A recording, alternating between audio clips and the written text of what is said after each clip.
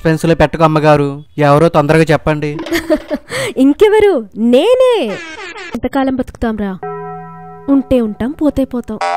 కానీ నీలాంటి మంచోడిని అలాగా అమ్మగారు కూడా నాకు ఇష్టం లేదురా.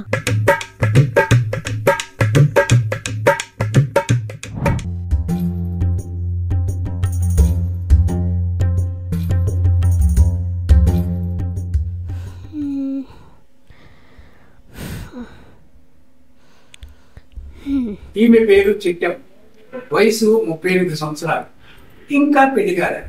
ఏంటి ఆశ్చర్యపోతున్నారా? ఈమె తను 10th క్లాస్ చదివేటప్పుడు మోహన్ బాబు గారి సినిమా చిట్టమ్మ మొగుడు సినిమా వచ్చింది. ఆ సినిమాలో ఒక అమ్మాయి పెళ్లి చేసుకుని ప్రసవం టైంలో పెళ్ళాన్ని కనలేక సరిపోతుంది.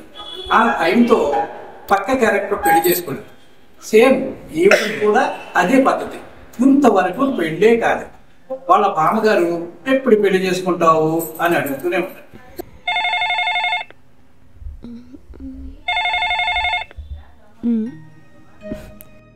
హలో, చెప్పవే. ఏంటే బామా? ఏంటి ఇంకా నా పెళ్లి కోసం నువ్వు పట్టుపడుతున్నావా ఏంటి? నా పెళ్లి చూసి చచ్చిపోతావా? నీకు ఆ ఛాన్సే లేదే. నేనెప్పటికీ పెళ్లి చేసుకోను, నువ్వెప్పటికీ సావు. పెట్టే ఫోను. పెళ్ళట పెళ్ళి.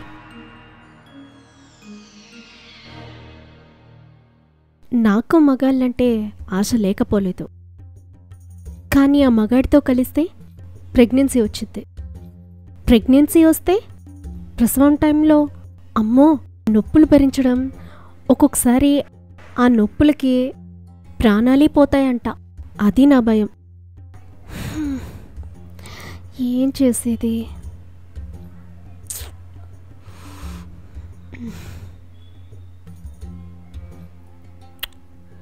ఏమవుతుందో?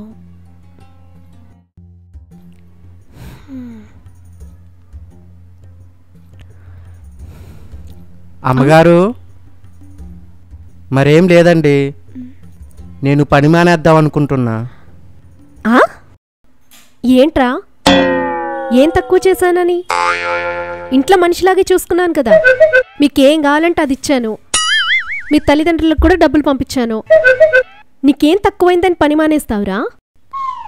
అది కాదు అమ్మగారు, మా వాళ్ళు నాకు పెళ్లి చేద్దాం అనుకుంటున్నారు. ఇక పని మానేసి ఇంటికి వచ్చేయమన్నారు. ఏం చేద్దామంటావు మరి? పెళ్లి చేసుకుని అక్కడే ఉండమంటున్నారు. అయ్యయ్యో, నాకు మగదిక్కు లేదు.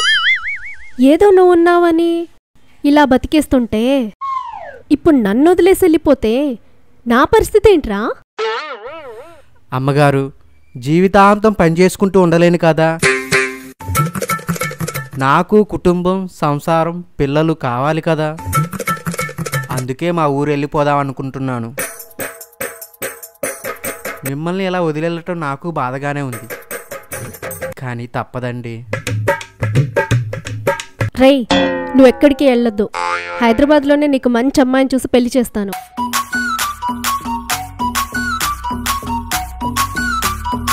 నువ్వు ఇక్కడే ఉండిపో. అది కాదమ్మగారు, నాకు ఇక్కడ హైదరాబాద్ అమ్మాయిల మీద నమ్మకం లేదండి. ఒక్కొక్కరికి 3-4 ఉంటారంట. మా ఊర్లో అప్పిగాడు చెప్పిండు. నాకు 5వ వాడిగా ఉండటం ఇష్టం లేదు అమ్మగారు. అందుకే ఊరెళ్ళి మంచి అమ్మాయిని పెళ్లి చేసుకుంటాను. ఒక నిమిషం ఉండరా.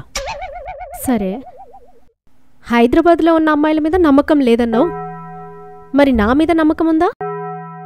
ఉందండి అమ్మగారు. అయ్యో ఎంత మాట, మీరు దేవత అండి. రే, నేను 2 నిమిషాలు ఆలోచించుకుంటాను, నువ్వు అలా వెళ్ళు.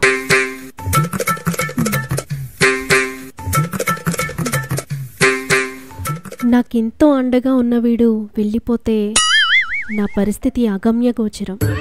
ఏం చేయాలి? ఎవరిని నమ్మాలి?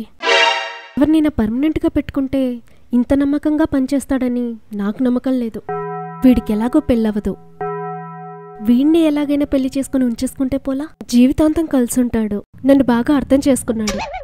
ఆడి పద్ధతులు కూడా నాకు బాగా నచ్చాయి. ఇంతకన్నా మంచి ముగ్గుడు ఎక్కడ దొరుకుతాడు? అదే వాడితో చెప్పి ఇక్కడే ఉంచేసుకుంటాను. ఒరే కారబ్బుంది. అమ్మగారు వస్తున్నాను. ఏంటో చెప్పండి అమ్మగారు. నీకు సంబంధం కుదిరిందేంట్రా? లేదమ్మగారు, ఇంట్లో చూస్తా అంటున్నారు. సరే, నీకు ఇష్టమైన ఒక అమ్మాయి ఒకతుంది. ఆ అమ్మాయి అడిగితే నువ్వు కాదనలేదు. ఆ అమ్మాయిని పెళ్లి చేసుకుంటావా? ఆ, ఎవరండి ఆ అమ్మాయి? కొంప తీసి కింద పనిచేసే ఆండాలమ్మ కాదు కదా? చీచి, అదంటే నాకు పెద్ద చిరాకు. అది కాదురా, ఇప్పుడు నేను చూపించే అమ్మాయి బాగా నచ్చుతుంది. ఆ అమ్మాయి నీకు ఎప్పటి నుంచో తెలుసు. అమ్మాయికి కూడా నువ్వంటే ఇష్టమే. సస్పెన్స్లో పెట్టకు అమ్మగారు, ఎవరో తొందరగా చెప్పండి. ఇంకెవరు? నేనే. అమ్మగారు, అదేంటండి? మీరు పెళ్లి చేసుకుంటే పిల్లలు పుడితే చనిపోతారన్నారు కదా, ఆ భయం ఉంది కదా, అలాంటిది మీరు ఎలా పెళ్లి చేసుకుంటారు? అమ్మగారు, పెళ్లి చేసుకుంటే ప్రెగ్నెన్సీ వస్తుంది. ప్రెగ్నెన్సీ అయితే మీరు చనిపోతారని భయం ఉంది కదా. ఇంకెంతకాలం బతుకుతాంరా? ఉంటే ఉంటాం, పోతే పోతాం. కానీ నీలాంటి మంచోణ్ణి అలాగా అమ్మగారు కూడా నాకు ఇష్టం లేదురా.